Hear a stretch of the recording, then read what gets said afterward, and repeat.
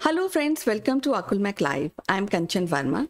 Today we have a special guest. She's joining us from Chicago. She's quite vocal about the social issues in the communities. We'll be discussing a thought-provoking topic today in this discussion. So stick around to this episode till the end. It will be very interesting and again, very informative for you.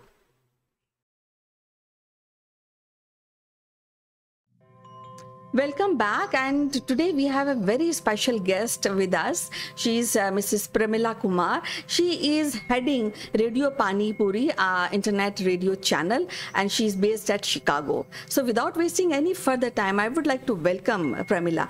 Pramila, welcome to our show. How are you doing today? I'm very good. Thank you, Kanchan. Thank you for having me in your show for Akul Manch. Really delighted to be there. Pramila, you know that you also run an organization called Sanjeevani, where you help people with little disorders like mental health or domestic violence and many more. So today we'll be talking about mental health. So what do you really understand by mental health? So Kanchan, we all have physical health, correct? So if we have a concern, fever, diabetes, heart problems, we all go to the doctor to take care of our physical health. Just like physical health, all of us also have mental health. And mental health includes our emotional, psychological, and social well-being. It affects how we think, feel, and act.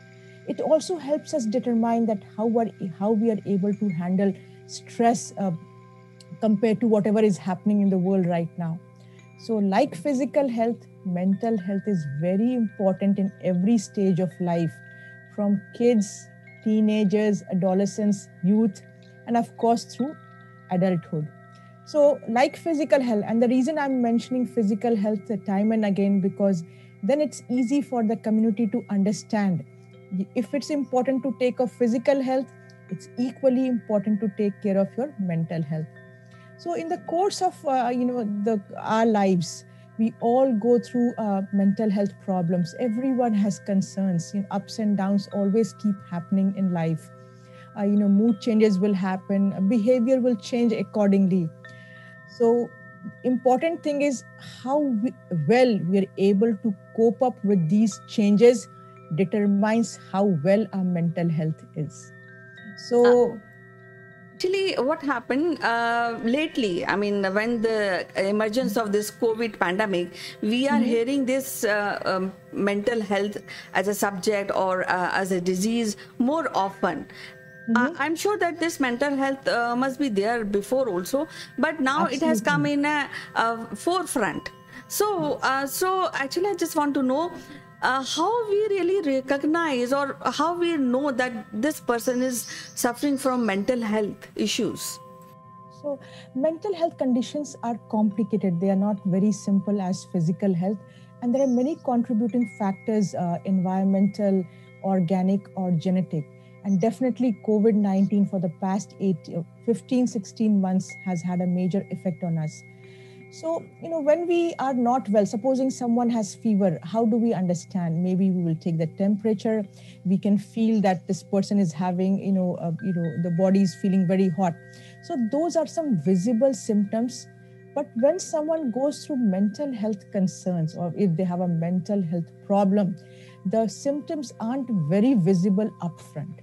And some of the symptoms may have happened, feeling of fear, anger, sadness, being worried, being frustrated. And this can happen to anyone. But if this happens for a period of 7 days or more, then it's a cause of concern.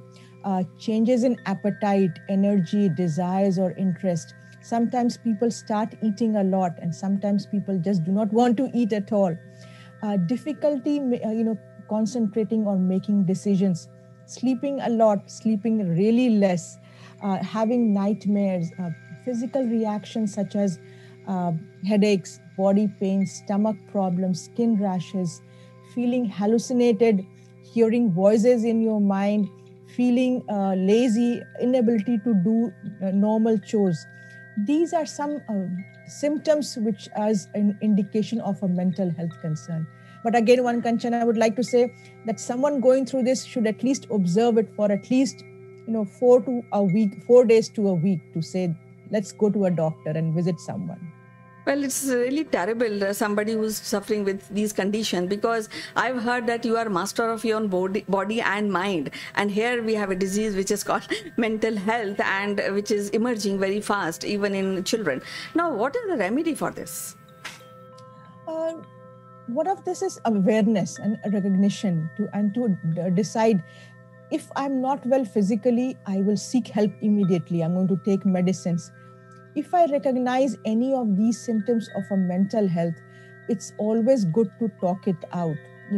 Maybe go to a doctor, go to a trusted person, go to an organization as needed. Not every mental health concern will require a doctor or a professional. Some of it has different kinds of remedy.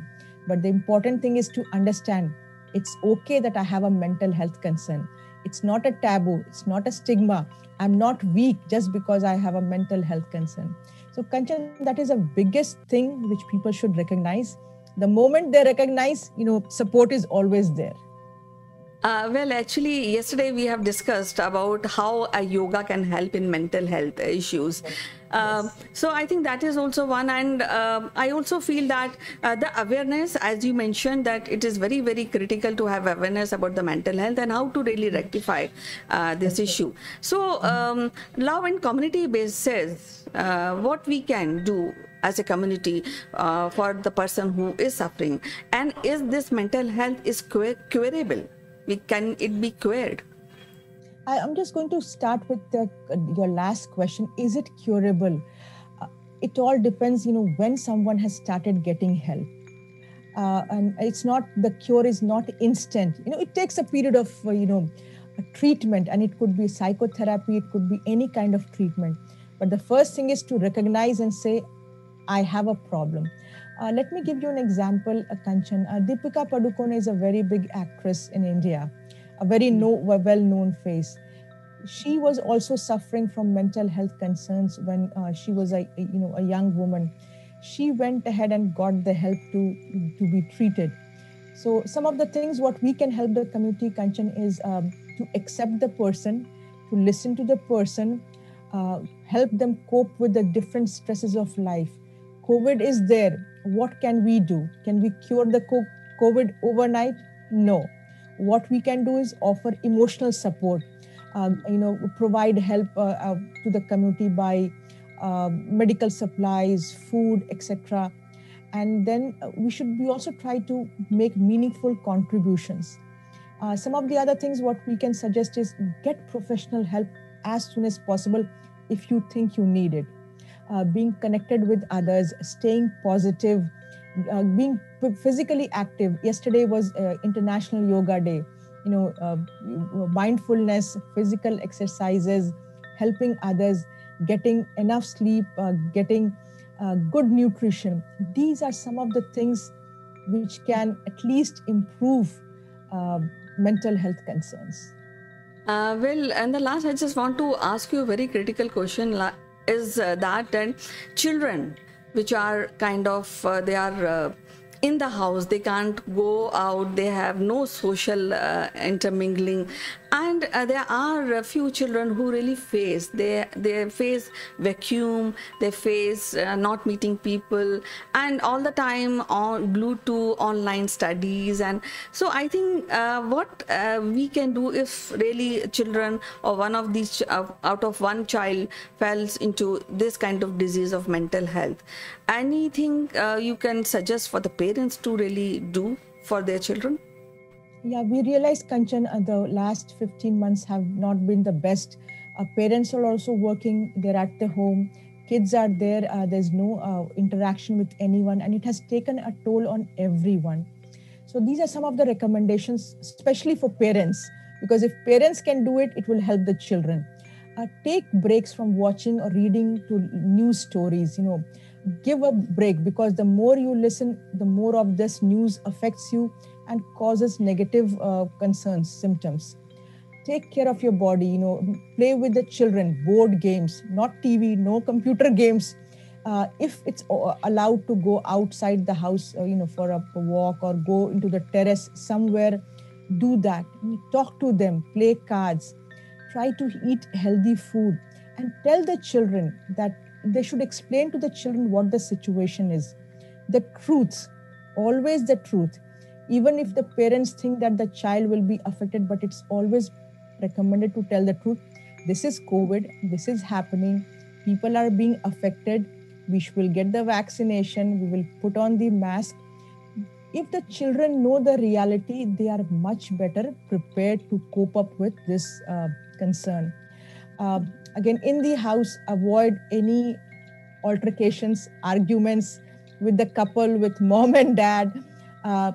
Avoid alcohol, tobacco, or any substance abuse, and continue with a routine. We always recommend, just because a child is not going to school does not mean he or she is not going to take a bath, not change into proper clothes, not eat breakfast. So that routine is always to be maintained, and make time to unwind.